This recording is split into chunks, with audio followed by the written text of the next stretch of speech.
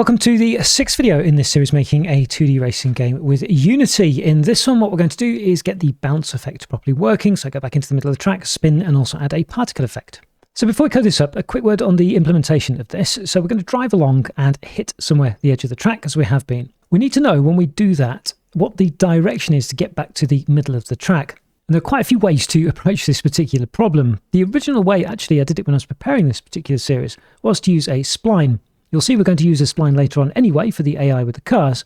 And what I had was a spline drawn, say something like this around the track. And then as we hit the edge of the track, say we hit the edge of the track here, what we would do is find where we were along that spline in terms of progress. And that would be then the direction that we go. So back like this. That was all okay, apart from a couple of edge cases. And those really were on sharp corners, which always cause problems in racing games. And this was no exception. So when you hit this sharp corner, say here, so right on the point here, it could be in rare cases that the closest point along the spline is actually after the corner, so here. And I'm sure you can imagine that gives the rather strange effect of actually jumping further down the track and, worst case, actually spinning through the walls, which is really bad to look at.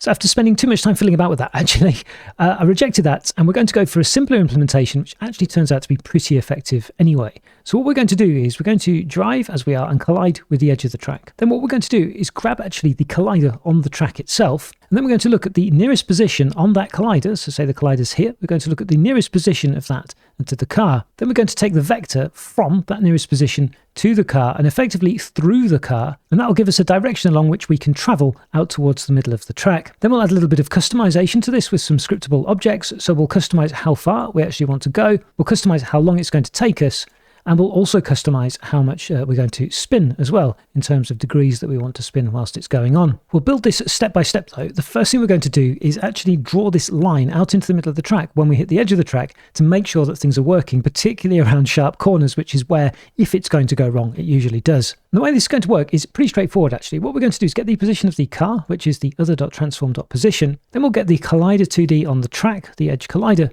And there's a function on there called closest point, and you simply get the closest point on the collider, reference whatever you're sending in, which is going to be our car's position. The only slight fly in the ointment that we have is we have two colliders on the track, and we don't know in the onTrigger Enter 2D which one of the colliders we've actually hit. So what we're going to have to do is actually do the test on both of them and then see which is closest to the car, and we can be pretty sure that's the one that we've hit. To do that, we'll need to iterate through them, and it's probably a good idea, therefore, to actually get hold of them before we do anything else. So we'll make a private variable, which is going to be an array of collider 2Ds, and that can be called walls. Then in the awake, we'll immediately get hold of those. Then down inside the onTrigger Enter 2D, we want to do this comparison. So we'll set up a vector 2, which will be our car's position. Now the position is actually a vector 3, but we're setting up a vector 2 because, as you'll see, the closest point that comes back from a collider 2D is a vector 2. So we'll work with some vector 2s here. And we'll set a point which is the car's position itself as the nearest point that we've currently found. And you'll see what that'll do in the hit boundary. That'll make the worst case scenario that we basically just simply spin on the spot and do nothing else. Then we'll set ourselves up with a float, which is going to measure the distance that we found from one of our close points on the colliders to the car, and we'll call this the nearest distance, and that can start off at the max value of a float. With that done, what we can do then is we can iterate through all of our walls. So we'll say for each of our wall in walls, and we want to get then the closest point on that particular collider to our car's position.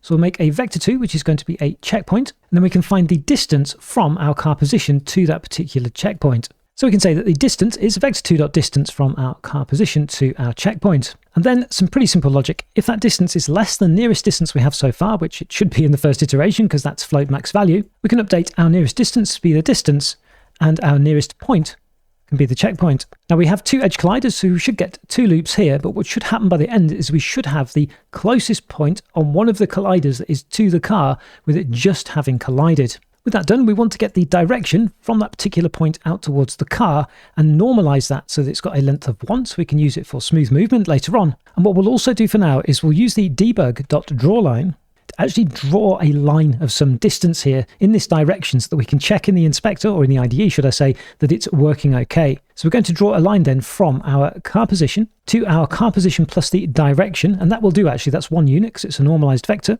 We can say that we'll do a color here, and we'll do color.red. And then how long we actually want this to last for, let's put it there for a couple of seconds so we can definitely see it. And for now, that's all I'd like to do before we deal with actually hitting the boundary and spinning and all those kinds of things. Just like to check that we're getting a line in more or less the correct direction. So back in Unity then, let's go and run the game and see if we can have some red lines that hopefully go into the middle of the track when we hit the edges. So there we are. Yep, good, excellent. Let's try that one. Yep. Now I want to try the points of one of the corners because these, if anything's going to go wrong, it's these here which cause them. Okay, that's good. That's all right. And let's see if I can do this one as well. Yep. Oh, wow. Okay, that was better actually than I thought it was going to be. Let's just try one more here. That's really good. Excellent. So we'll be bouncing along that red line. So I'll close that down. Now, talking about bouncing along that particular red line, we'll probably want to customize that behavior. So I think I've already said they spin. So maybe we'll want to customize how much they spin, also how long it takes to actually go out into the middle of the track, and the distance that it travels out into the middle of the track as well. We can customize this by car, or indeed if you wanted to by track. So to do this, let's make ourselves another scriptable object. So inside the scripts and the scriptable objects, we can right click and go to create scripting, and where are we? Scriptable object. And I called that car bounce settings SO. After Unity's finished its stuff, we can double click and open up VS Code. And then inside VS Code, let's add some serialized fields in here for those parameters. We'll have a bounce distance, a bounce duration, and a bounce rotation. At the same time, we can also add some public getters for these as well. And then we'll use this inside our car bounce. So let's go into the carbounce.cs. We'll scroll all the way up to the top here, and we'll serialize a field where we can drag and drop an instance of our scriptable object for our bounce settings. So the way we're going to do this is by basically using linear interpolation to interpolate from where we are to where we want to be. And we'll know where we want to be by using the bounce distance from our bounce settings here. To keep track of that, rather than having a bounce timer which reduces, we need the opposite way around. We need the time elapsed, and as that grows, we get closer and closer to 1 in our linear interpolation.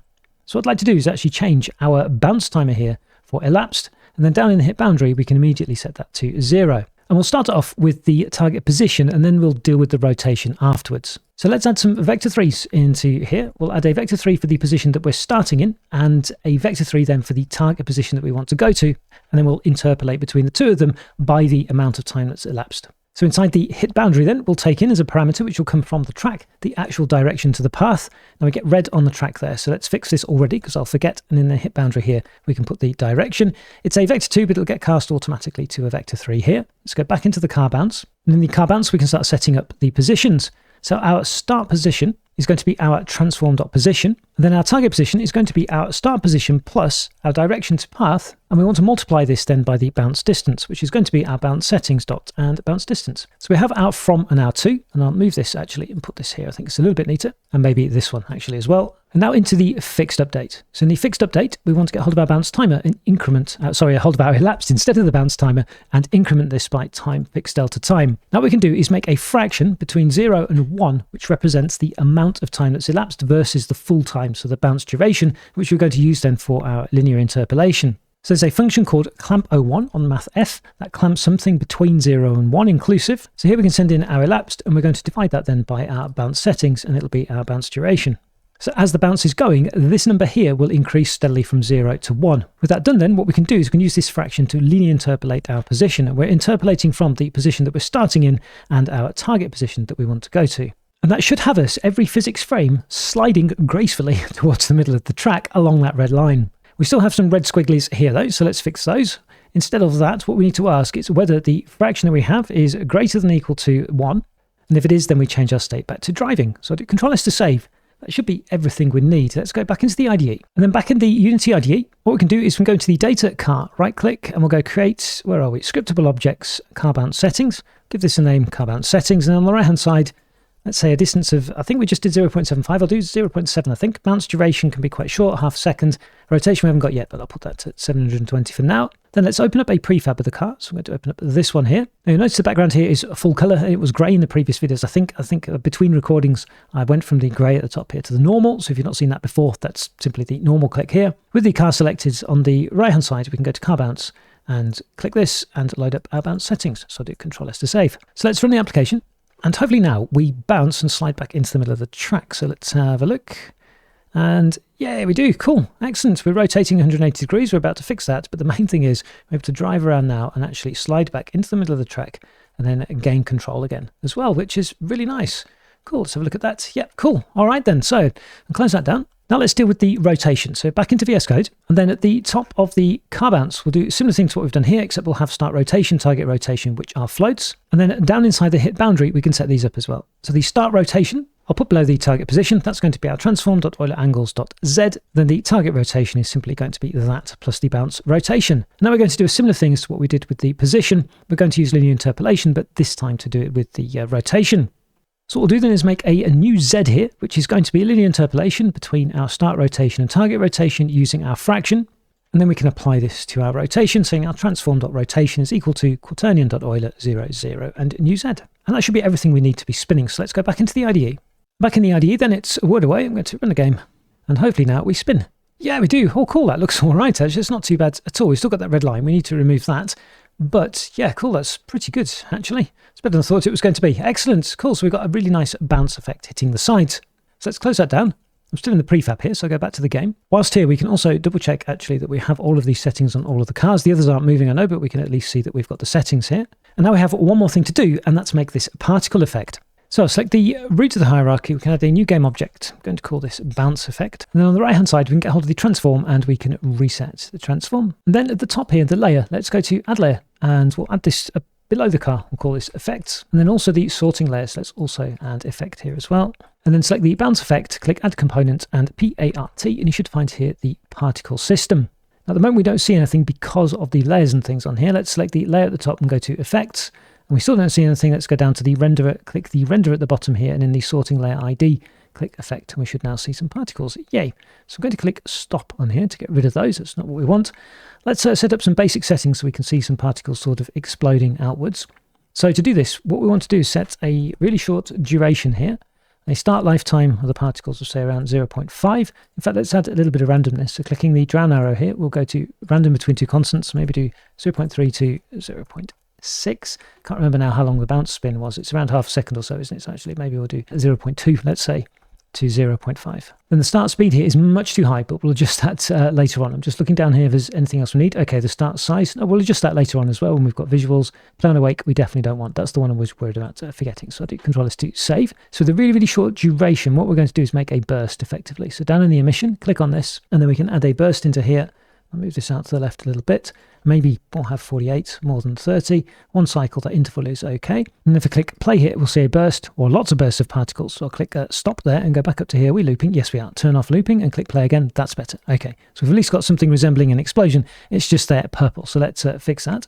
So what we can do is scroll all the way down to the renderer here. And in the material section, if you click the circle here, and type PART into the search, you should find some default options here. I'm going to choose the default particle system one here. Click play, and we've got something that's looking a little bit nicer, I think now. Anyway, we can also just make it look even nicer. There is a texture actually in the assets. If we select the texture sheet animation here and change this to sprites and click the little circle and go to dot and click play, you should find a little bit more sort of harder edges on there, quite like this.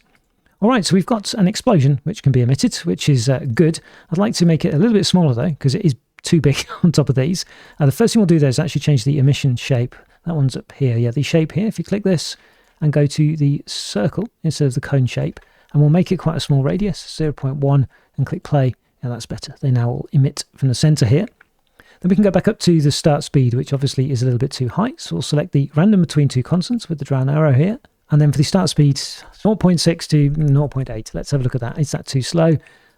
That's actually not too bad. They are a bit too big, but we'll sort that out, but that's not too bad. So let's have a look at the size then. The start size on the right-hand side, we'll do random between two constants, and we'll knock this down a little bit, maybe 0.4 to 0.6. Let's click play. How does that look? That I think is looking quite a bit better. I'd like them to actually spin a little bit as well. So we can do that down inside the velocity over the lifetime here. So if we click a checkbox here, there's some orbital velocity. If we click the down arrow here, we can do random between two constants again. And if we set this, say, just to 8 and 8 to start with and click play, you should see that they're spinning a little bit like that.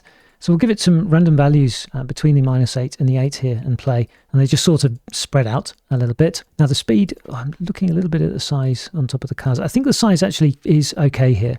Let's deal with a little bit of the scale though. So if you go to the, where are we? Size over lifetime, there it is.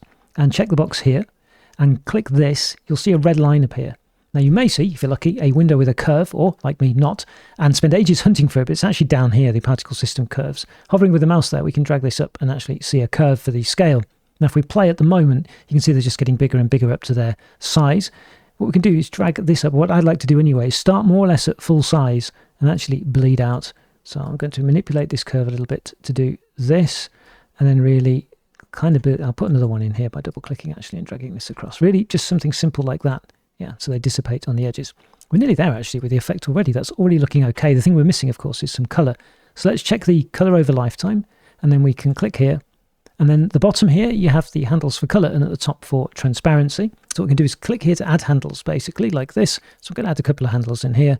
Click the left-hand one, color, and go for a kind of dark red. Then click the next one here, and color, and go for slightly less dark red, more orangey here. Oh, that one stayed white. Okay, yeah, we're like this. Let's go slightly more like this, and then close that down. Then here we can go for a more sort of yellow, I think, something like this.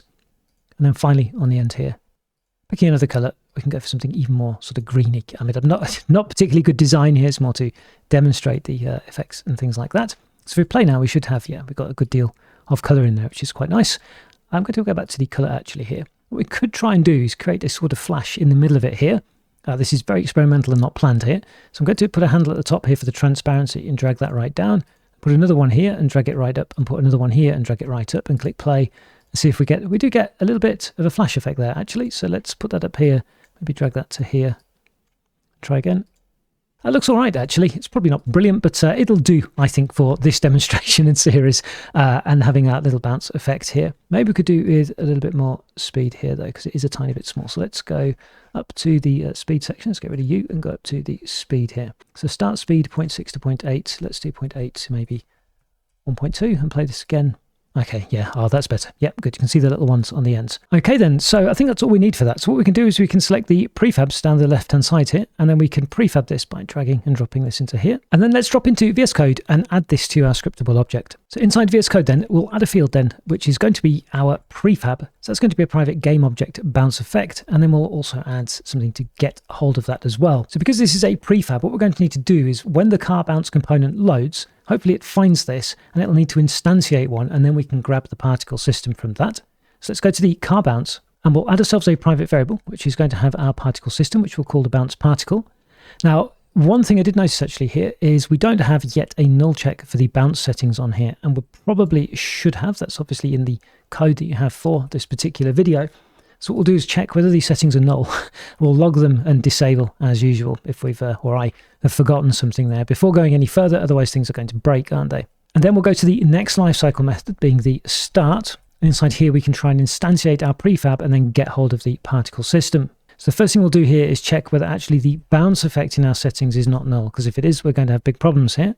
Otherwise, we can instantiate one of these at the transform.position, sending in the transform of the parent here and having no rotation. And with that done, then we can say our bounce particle is equal to fx and dot get component, and we're looking then for a particle system. And then once we've grabbed hold of this, we can say if the bounce particle is equal to null. Then we will set enable to false, again making sure that we've got everything that we expect. So finally, by this point, we should have our particle system, and then what we can do inside the hit boundary here is simply at the bottom is play it, and we should then see the effect. So we can save that then and drop it back into Unity. So back inside Unity then, we can go into data, car bounce settings, and then back into our prefabs and drag and drop our bounce effect into here to control us to save.